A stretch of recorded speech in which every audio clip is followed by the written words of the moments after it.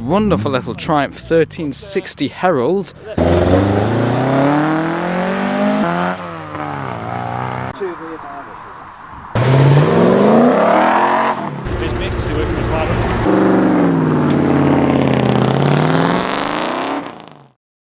Today on Car Traction, on this chilly morning, we have got out this wonderful pair of classic cars, and one of which hasn't featured on the channel in quite a while. So we've got the Mazda MX5 here, warming up, and that pretty much features on the channel every weekend at the moment. But something that has not is the wonderful Renault 4CV. This has been tucked away in the bottom garage, not quite forgotten, but it hasn't been to many shows, so it's nice to get it out again after Dad has repaired the little latch that holds up the bonnet at the back. So today Mum will be piloting the Mazda MX5 Mk1 and me and Dad will be in the Renault 4CV, and today we're going to go to the Combermere Cars Coffee meet, where we'll just have a usual casual walk around of the meet, see what sort of classic cars, sports cars and more are there. So yeah, really looking forward to seeing what's there, as it's one of my favourite meets and it's great to have the Renault out again.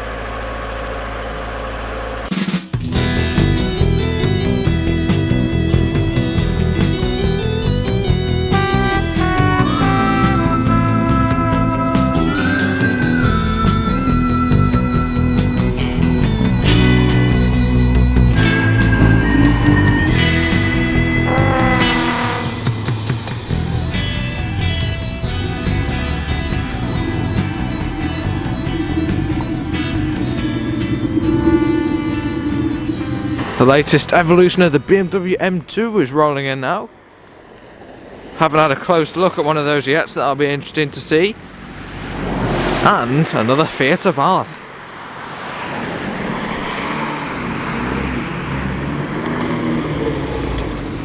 Another very traditional sports car is this Caterham rolling in.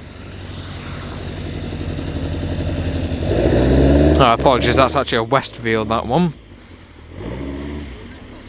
Couple of classic British cars now. This is a Triumph Dolomite coming in now in brown. Very, very nice car there.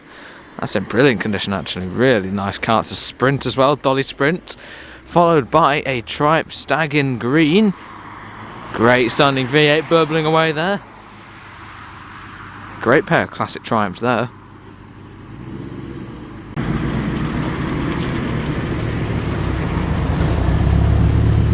Beautiful silhouette of the TVR Griffith.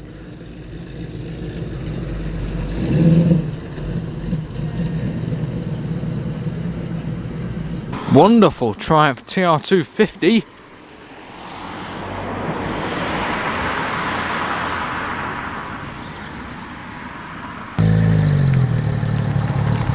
Great looking Mark 1 Ford Escort Mexico, complete with bubble arches. Oh, we've got a few things coming in now. There's a Triumph Dolomite Sprint in blue. Sorry, the lighting is a bit strange today. A AC Cobra, or Shelby Cobra, 427 replica. Very cool, I like the look of that in silver. Great looking side pipes. And an Austin Healey Sprite. Very, very cool car there. And a Porsche 914. This is the 4-cylinder variant of the Porsche 914. There was the 914-6, which had the 2.7 911 flat 6 in. But that one has the flat 4, as you can hear. There's also a Porsche Boxster, a sudden stream of arrivals. There's also a Mercedes AMG GTR. This is a Ferrari SF90 rolling in now in silver, quite a rare colour those. SF90 Spider, of course, being the convertible variant. It's got a twin turbo V8 in the back of these, I believe. Oh, now this is a bit of me. While I do love mostly the classic British cars, I do like this E39 BMW M5 naturally aspirated V8 matched up to a manual gearbox. Yeah, that is a proper driver's car. I really like the look of those, especially in that colour. Followed by a Series 3 Jaguar XJ.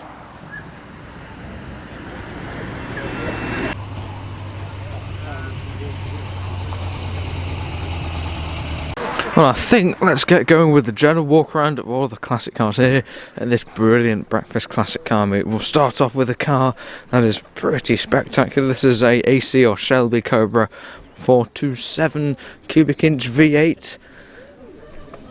I'm sure a car like this is great fun for a Sunday morning blast. It's great weather today, if not today, a little bit chilly, but I'm sure these wonderful huge exhausts, the heat resonating off those will keep you nice and warm in the cabin. Yeah, I do love the look of these Cobras. This is an especially good replica. I do like the look of this one. Yeah, that must be fun on a very nice and sunny morning like today. Those are still great looking cars.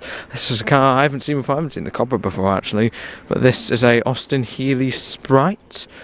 Quite an early car. You usually see them later than this one. You can see the very pokey cabin inside there.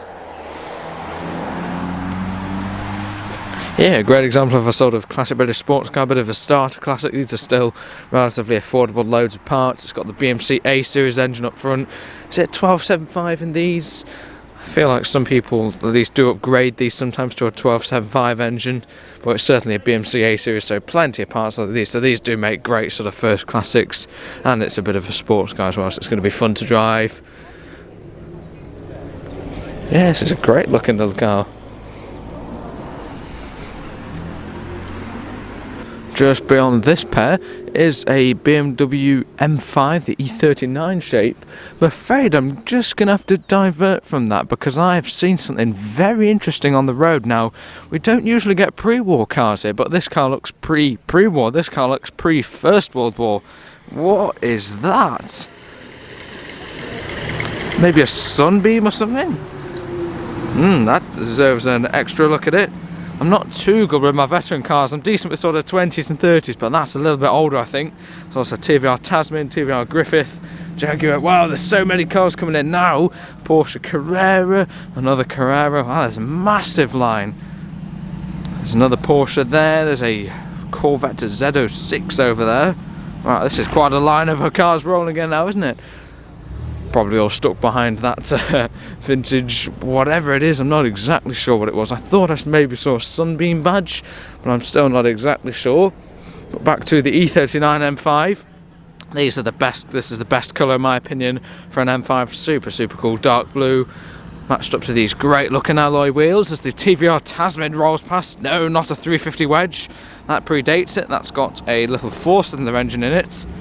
Then a TVR Griffith that has got a huge V8 in it, and a Jaguar XJ. This is an X300 shape of car, I believe. Still very luxurious to this day. An XJ8, so a V8 in that one, same as this BMW. But yeah, that would be a great car to drive. Manual gearbox, naturally aspirated engine. Let's have a little look at this queue of amazing cars. There's a Corvette Z06, there's a Porsche Boxster, there's an Audi R8 V10, another Porsche, the new Toyota GR86. That's a relatively new model of car. Got a Hyundai, a sporty Hyundai behind that. I can see another Porsche GT3 behind. Wow, what a lineup that is. Yeah, plenty here at Cars and Cafe at Combermere on this fine morning. There's also another wonderful looking Alpine A110. Right, let's have a look at this gorgeous veteran car, and let's have a look at the badge on the front. No, oh, it's a Sunbeam. I thought it was a Sunbeam when we came in. Do we know what year this is? What year is it? 13. 1913, alright. So it's not only a pre-war car, it's a pre-war car, yeah. That's super cool, that. Looks like we have the engine on show. Wow, that's quite a unit, a big lumpy 4-cylinder by the looks of things there. Probably a side valve as well, as we've got the spark plug sticking out of the top. Yeah, that's in brilliant condition, this car. It's sort of not quite oily rag, but it does look super cool. Ah yes, in the Veteran Car Club 1913 Sunbeam. I really love this big horn on the side here, a Polo, huge brass horn on the side of this veteran car. That looks fantastic. They've got, of course, the wooden wheels. People always used to comment on our 1924 Dodge about the wooden wheels. They do look really cool, especially on those very thin tyres. Nice original petrol can on the side as well.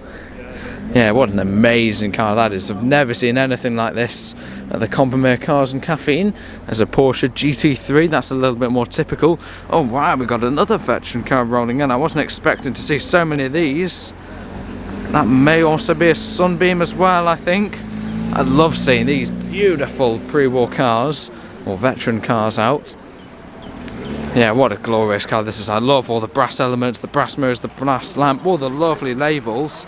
The CAV lamp, there's also a lovely label, also a CAV lamp on the front of there. That's what I do love, the little details on all these veteran cars are just superb.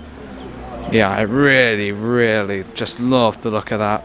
Got a great looking toolbox on the side as well, the spare wheel. Of course, the great design of the seats as well. Yeah, that is a fantastic looking car. I know I'm spending a while on this one car, but I've never seen it before, and I just absolutely adore the condition of it.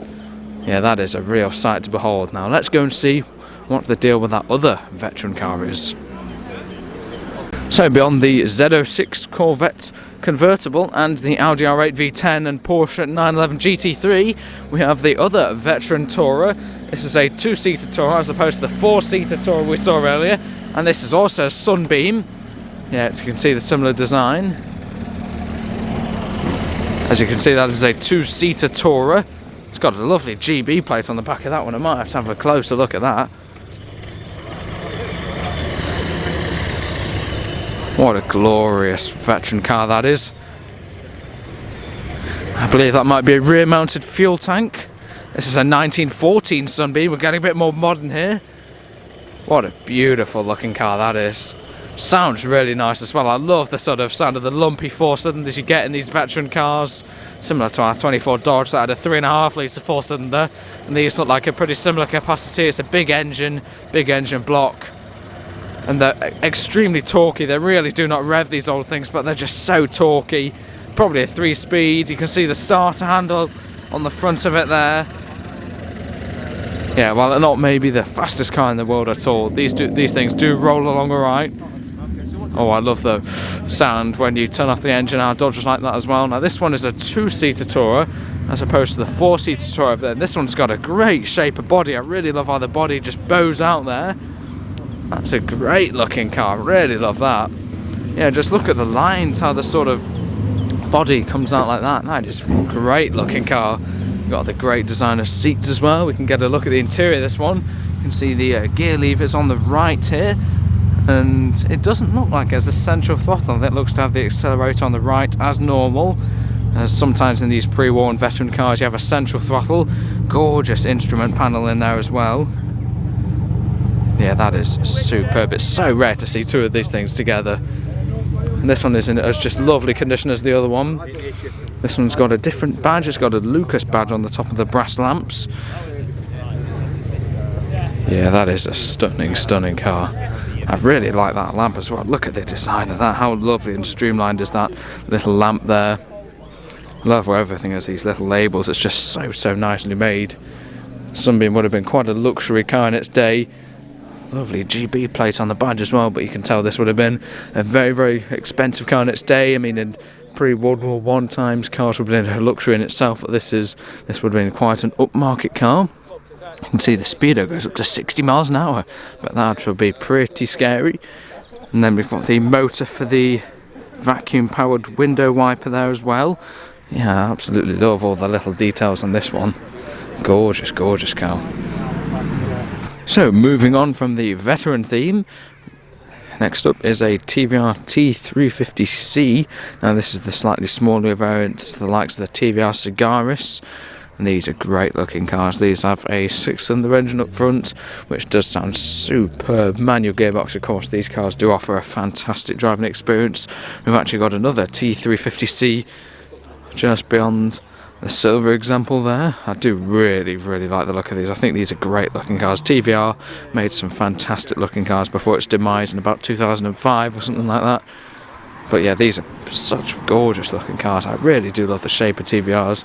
You often see the slightly metallic and pearlescent paint on lots of TVRs, which is quite a unique thing that you get with TVRs. But yeah, I do really love the sort of, I love lamps that have the covers over them, the see-through covers. They just make it look a lot more racy, a lot sportier, and just stunning cars there. This is a TVR Tuscan. This is from 2002. And this is actually quite a rare car, because usually with these you see the likes of the pearlescent paint. I'm sorry about the shadows, they're very prominent today. You see the pearlescent paint, you see the colour changing while you look along the side of the car. But on this one it's just a solid red, which I do really like the look of the solid red. It's a much rarer colour than the likes of pearlescent sort of silver. It does look very, very cool. This is another 6-cylinder engine up front. You can see the air intakes for it there. Yeah, these do give a sort of Le Mans car for the road vibe. They're gorgeous, gorgeous looking cars, these TVRs. So that's the TVR Tuscan, and this is a TVR Chimera 450. This is a V8 powered car. You can see this is in a slightly metallic looking blue, which really does shine in the weather.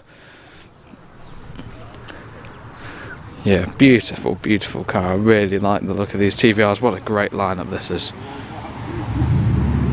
Continuing with TVRs, this is a TVR Griffith 500.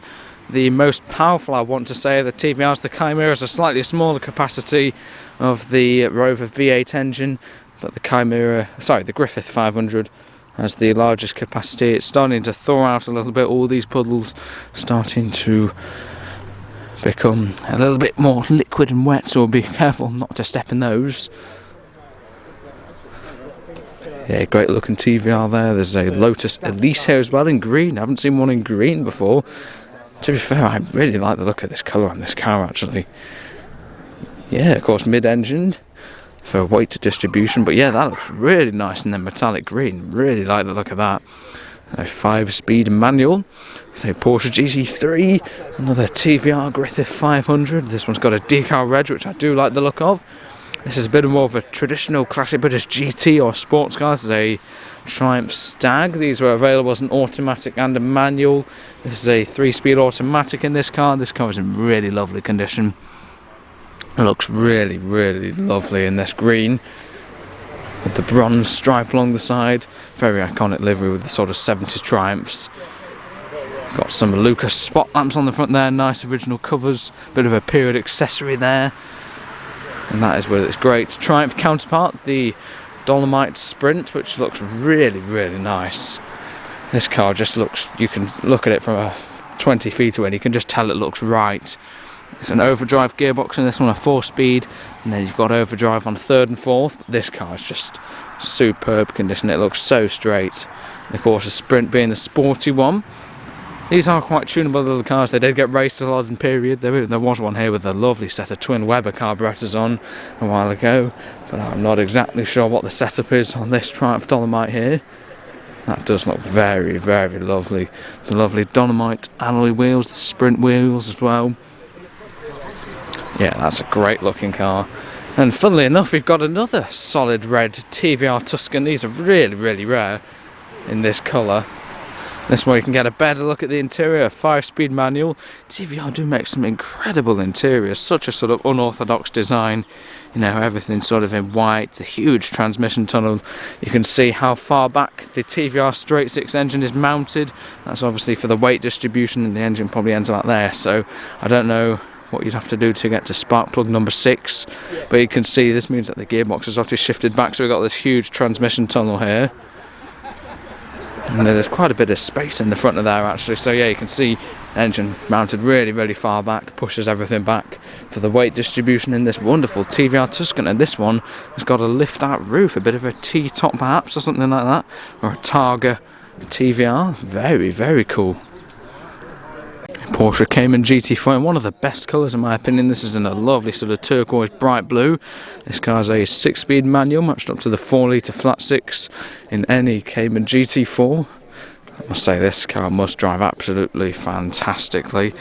Lovely Porsche decal. Let's have a little look around the back. Of course rear mounted as it is a Porsche, so a 4-litre flat 6.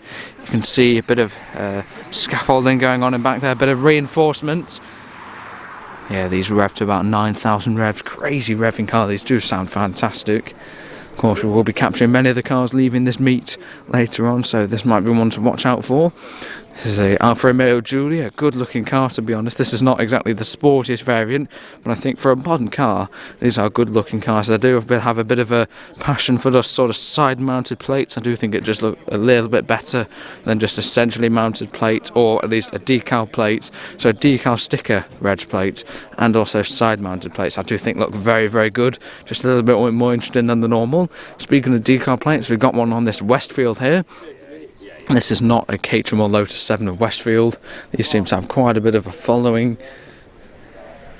I'm sure that would be great fun to drive. Could you build Westfields yourself? It's on a Q plate, so are these like a kit car or something? I don't know too much about Westfields. This car did sound quite fruity on the way in. It did sound very nice. This car is a car that I can tell you a bit about. This is not a Triumph TR5. This is a Triumph TR250, which is the American market version of the Triumph TR5. The TR5 would have had the 2.5 litre injected straight six engine.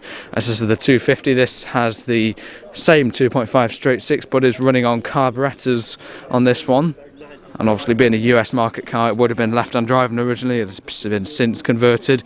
Personally, I would prefer to have a 250 over a TR5, just because you're running on carbs, you can adjust carbs, as the injection system for Triumph may not have been too reliable. This car is in wonderful condition, really usable car. And of course, with carburetors, you do get a little bit of a different intake sound, which does sound very, very nice.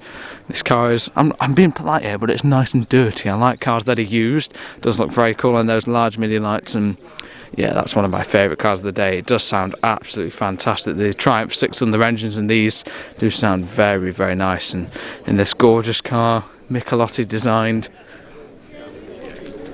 Yeah, that's a wonderful looking car. I really love the look of that. This is a Porsche GT3 here, one of the slightly rarer variants of the Porsche GT3. Usually see more modern variants of these. This has also, of course, got a flat six. I think it's got the 4-litre engine. It's just an early iteration of it, maybe. But this one did sound fantastic on the way in. Got the pairing of Alpine A110s, one with silver wheels, one with black wheels. Got a Jaguar F-Type as well. This is a facelift version of the F-Type with the modified front grille. Alfa Romeo 4C Spider. Now this is not a Hillman Imp. This is, I believe, a Sunbeams Stiletto, which was a slightly different variant of the Hillman Imp, because it had Sunbeam mud flaps on the back. So it makes me think it's a Sunbeam Stiletto, but another variant of the Hillman Imp was the Singer Chamois. And you can see on the front of this one, it says Chamois, so it's got Sunbeam mud flaps, but this on the front appears to be a Singer Chamois, which is a little bit confusing. So is it a Singer or is it a Sunbeam? I'm not exactly sure. They were very, very similar, these two variants of the original Hillman Imp design. Of course, same engine, all rear mounted and everything. Another flurry of activity going on. There's a Lotus Elise rolling in now, very, very cool and silver. But yeah, is this a Sunbeam Stiletto or a Singer Chamois? Because surely if it was a Singer Chamois, it should have Singer mud flats, but this says Sunbeam on it, so surely it should be a Sunbeam Stiletto, but it's got a Chamois bodge on the front, so is it a Singer Chamois? Yeah, that's confusing. It would be handy if someone could search up the reg and find out. But yeah, is that a Singer or is it a Sunbeam? I'm not exactly sure. What I do know though is that he's got a great little model of it on the dashboard. Also here is a Jaguar Series 3.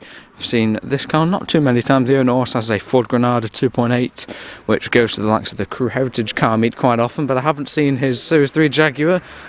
Of course, automatic 3-speed. I haven't seen this car too much, which is very, very nice. It's in wonderful condition. Really, really nice looking car. I've got one of those grills hanging up in my shed. Plenty more sports cars over here. One of the more classic sports cars, a classic British sports car here, is this very, very cool looking Triumph TR6. I really do love the look of that one. Looks like Dad is quite enthusiastic about it as well. Huge midi lights on this one. This has also got the same 2.5 litre Triumph 6-cylinder engine as the TR5. This is quite clearly the car that came after the TR5. I'm sure that would be a very, very nice driving car. It looks in wonderful condition. Oh, the interior on this is absolutely stunning. Look at that. That interior is beautiful. Look at that. The interior is incredible. Do you approve? I do approve, yeah. The walnut dash. Yeah, I like the walnut dash actually. I do like the walnut dash. It Looks cool though. I like the steering wheel as well. I like steering wheels that aren't just like flat. Yeah, like when they sort of It's hard to explain really, but yeah. I always thought that Triumph interiors are kind of a bit plain sometimes, but this one, the wood is quite flat usually. But this one looks super nice. Yeah, it's a real Bobby Dad. Looks really sharp. I do like this. Yeah, one of the best looking Triumph TR6s I've seen in a long time here.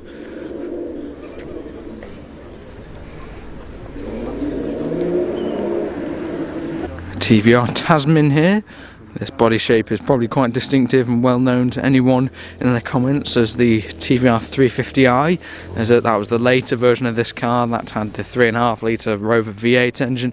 But this car is actually a bit of a rarer prospect. This is a Tasman, as you can see by the decals, and this actually has a little 4-cylinder engine in it, which was installed before the Rover V8. You can actually see when the car has this bonnet up, having a little 4-cylinder, it's such a wide bonnet, the 4-cylinder gets lost in such a small engine bay. It's basically made for a huge V8 in there, which looks a lot sort of more appropriate. It fills the engine bay a lot more. But yeah, this is a lot rarer car than a lot of people probably think. But in a Tasman, you really don't see many of these 4-cylinder variants of this shape. I think this is the only one around, to be honest. There's another great looking TVR Griffith 500 as well. That one has an iteration of the Rover V8 in it as well. Another Porsche, a couple of Porsche 911 Carreras. Got an X300 shape Jaguar XJ. There's an XJ8, so a V8 up front in these. I think these are good looking cars, certainly a future classic. Porsche Boxster, a Porsche 911 Carrera, and this is a car I've been wanting to look at. This is a Toyota GR86. Now, one of the most sort of affordable modern sports cars recently has been the Toyota GT86, and this is the new version, the GR86. I love the sort of subtle spoiler on the back of these. These are the sort of latest affordable sports car out on the market at the moment. I'm sure these will make quite good little racing cars as well. Probably a championship or two for them out already. 6-speed manual. I just think the world needs more cute little sports cars like this. I do like these. And it is great to see a GR86 here today. We can see how far the meat here extends. It's a little bit more sparsely populated all the way down here. We will have a look at the main bit of the show in a minute, but let's have a little look at the many delights of this little area. This is an S2000 hardtop. These are popular little cars now. These have a really good following, of course, the iconic VTEC high revving engine in these. Let's have a look around here. Now, this is probably one of the rarer cars here. This is a BMW E36.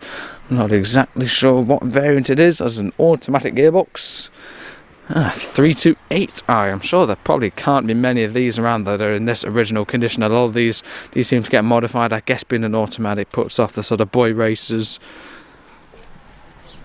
Yeah, that looks super original and unmolested from its original factory spec. We've got a Lotus Elise S beyond the 3 Series, a more modern Mustang with his Drive It Day plaque, and a great looking Triumph Stag. This has a 3 litre V8 and it's got a great looking hardtop. I think the Stags do suit a hardtop. When you see the soft top, they've got a bit of a sort of awkward looking roll cage, but with a hardtop it would look really good. I think I've seen this car before. I think I saw it when I was getting off my bus from school. This is exactly how I'd have a Triumph Stag, in the dark red, the maroon, 4-speed manual with overdrive, and that wonderful burbling V8 up front. That is exactly how I'd have a Triumph Stag, and of course a Fiat Abarth over there as well. Right, let's have a look at this wonderful Mustang. Wonderful 65 or 66 fastback. Best sounding car here. Oh, nice little Triumph Herald 1360 here as well. Yeah, that is such an incredible car. I absolutely adore the look of that. It's in a bit of a bullet livery. That is just the business, isn't it? That is such an incredible car. About 600 brake horsepower. What a sound. I love this little Triumph 1360 Herald as well. But yeah, I cannot wait to get that thing leaving. It sounds glorious.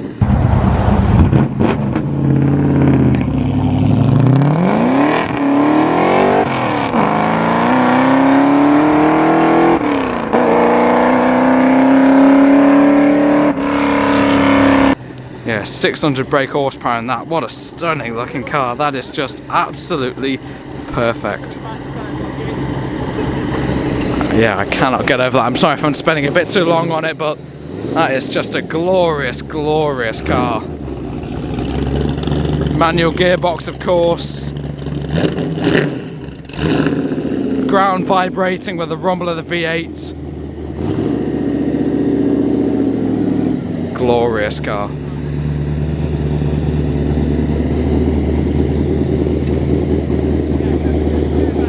I'm sure this will attract quite a crowd when it leaves later on.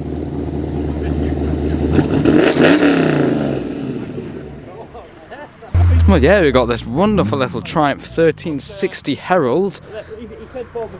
And now this is interesting. This, oh, I should note, this car has been here before. I want to say it's like an alternate version. What was this car again, sir? I've seen it before. I should know what it is. Oh, I remember. It's a Mercury Comet, I think. Yes, Mercury Comet. Yeah, it looks very similar to the likes of the Ford Maverick, but yes, this is a Mercury Comet. It was made up as a bit of a drag car, but it's sort of getting unmodified. It's going back to original spec, which is a little bit unuser friendly, but it is just wonderful. Not quite as loud as that glorious 600 brake horsepower Mustang, but this is a great sounding car as well. Manual gearbox, it is a bit of a drag car.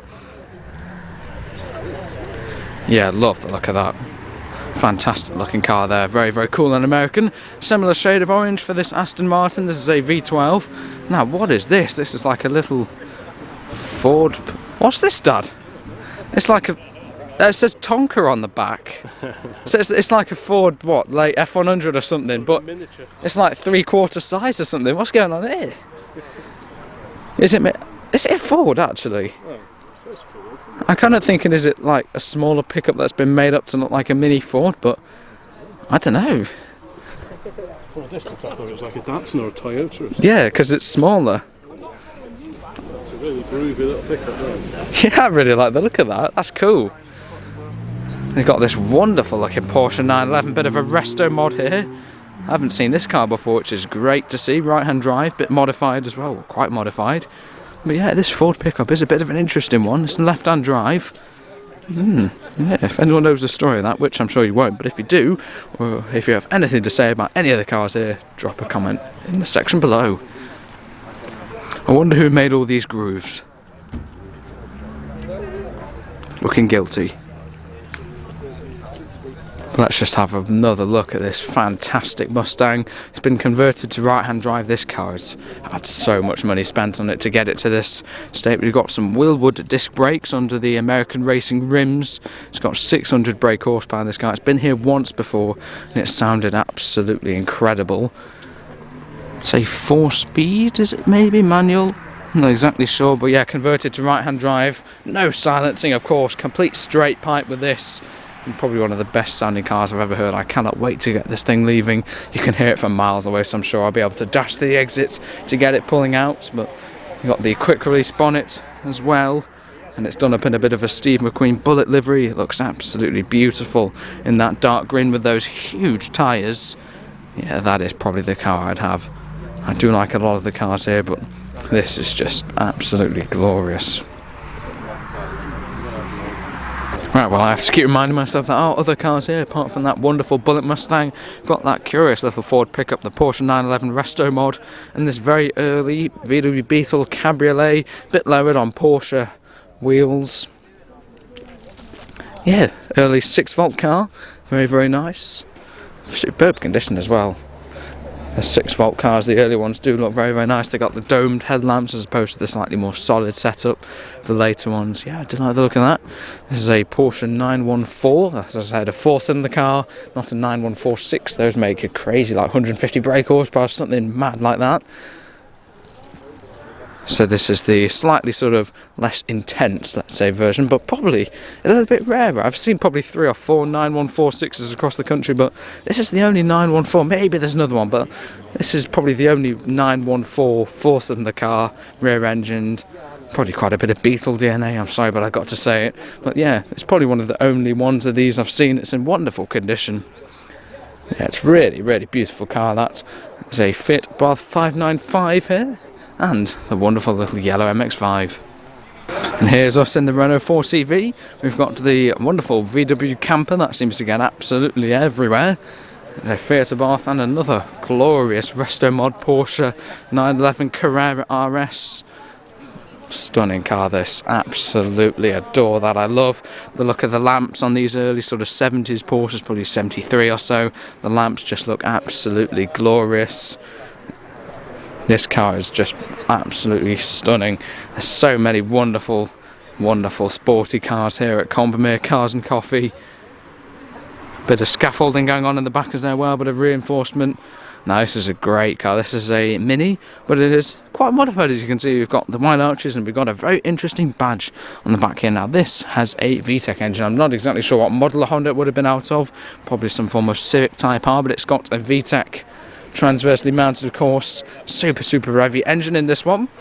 And it goes like a bomb because it's such a tiny little car, super powerful engine.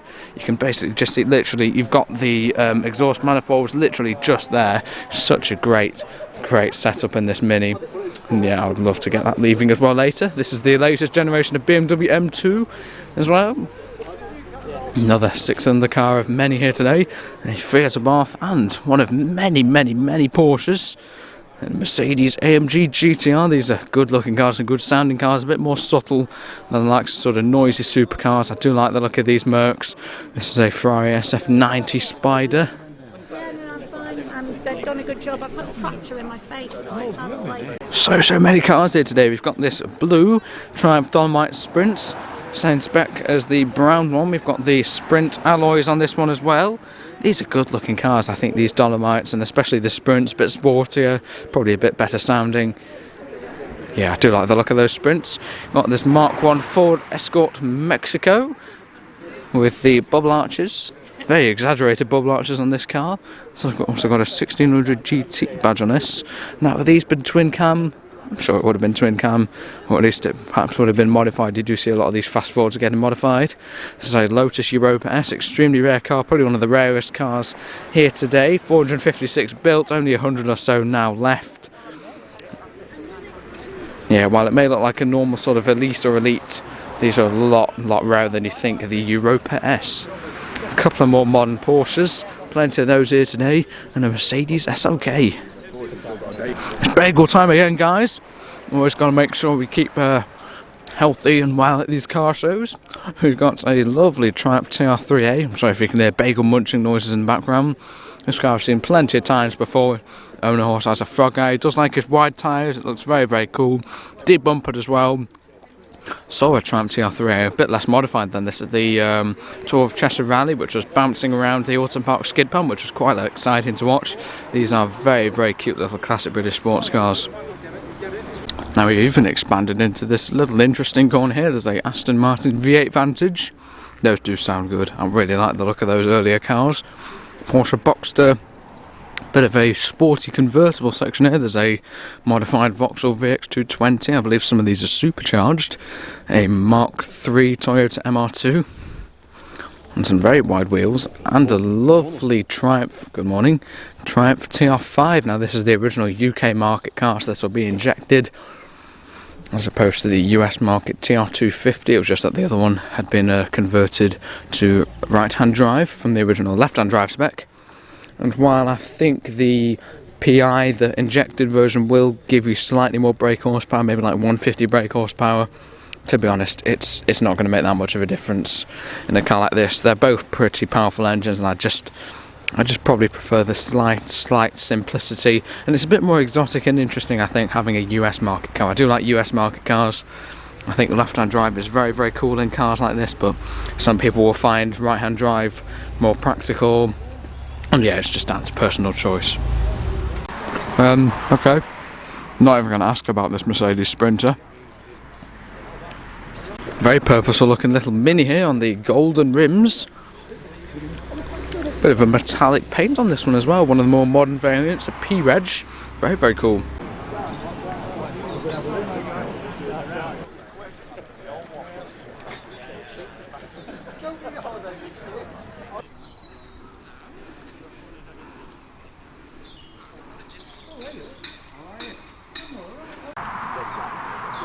There's two near now. Yeah, what's that?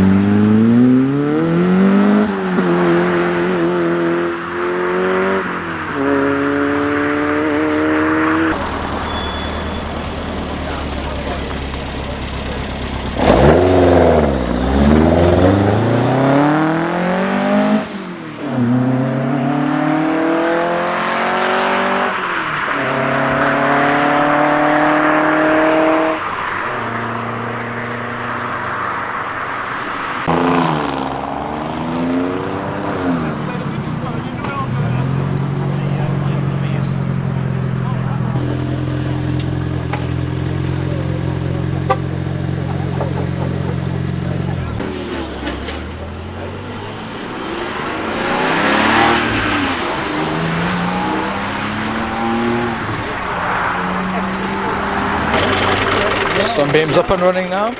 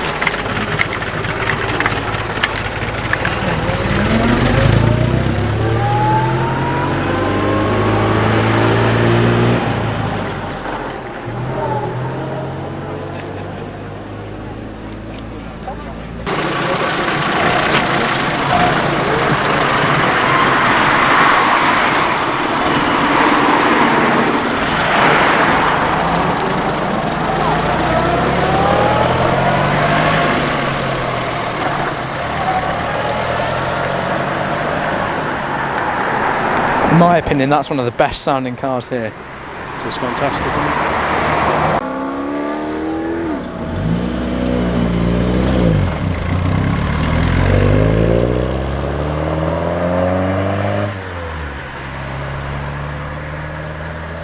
Now this is that interesting little pickup truck, and our dad saw on the glass it said Nippon Safety, so it might be like a Datsun or something, but sold under license as a Ford for the USA. Still not exactly sure what the story with that one is, but it's a cool little thing. I like how it's sort of 3/4 size of like any normal pickup.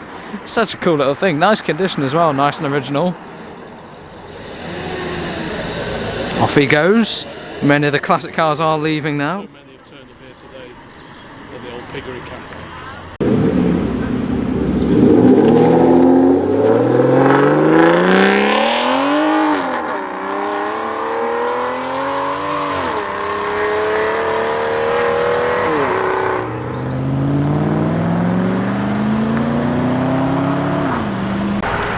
Dolly Sprinter's off now. Sorry if I'm slightly muffled, my mic is turned around for the sounds.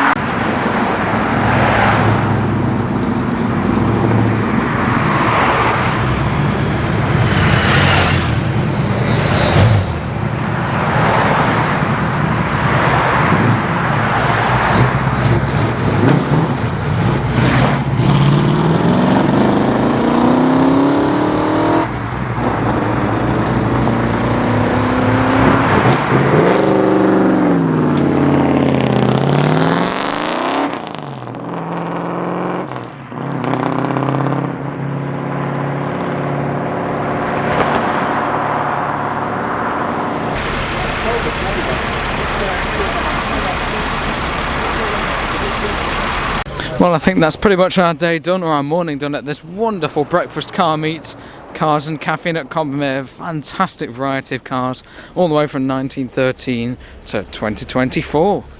We've got these two wonderful super saloons, the Dolomite Sprint and the Escort Mexico, warming up. If you like any of the cars or have any memories, anything to say about any of the wonderful classic cars there, please do let me know in the comments below. Check out the channel homepage for past automotive videos, car shows, car meets and more. Remember to subscribe and come back next Sunday for another automotive upload.